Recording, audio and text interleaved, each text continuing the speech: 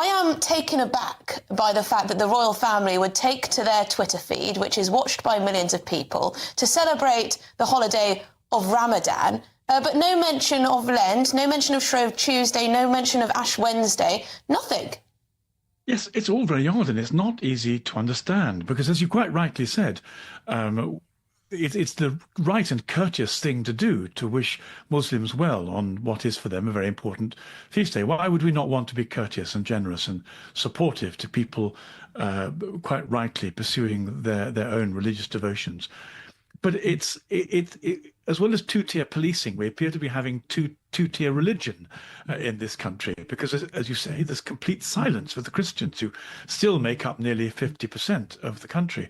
It's worse than that, really, because the way in which the religions are presented is at one level as if we're just only cousins and sort of fellow Abrahamic religious travelers, but that isn't the whole truth.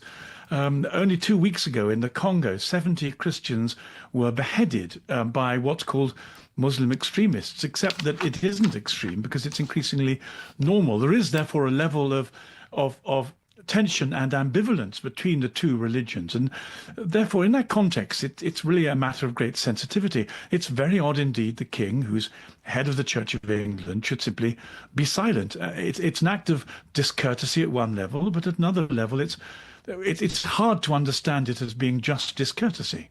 It's strange, isn't it, that the sort of nominally Christian elements of society are not talking about Christianity. I mean, the Prime Minister has been to Ramadan celebrations, but not said anything about Easter. The same with the King. But strangely, one politician who has marked Shrove Tuesday and Ash Wednesday is the Mayor of London, Sadiq Khan, who I wonder if this is because he is a Muslim himself, and perhaps it's actually Muslims who feel more religious than people who are nominally leading the Church of England. I love the idea that Sadiq Khan is a more observant Christian than the woman Bishop of London, but it seems to be the case, as you say. And it really is very difficult to know what to make of this. There isn't a simple explanation. Part of it, of course, is that Islam is not just a religion, it's a powerful political movement. And I think it's partly its political nature that's being celebrated by the left. They put it into the whole woke category of this exchange of power relations in which the immigrants, the smaller numbers, the others deserve special treatment.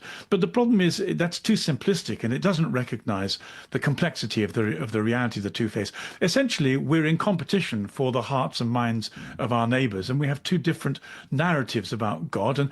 And indeed, Jesus and Muhammad are not the same. One is a warlord, the other is a saviour.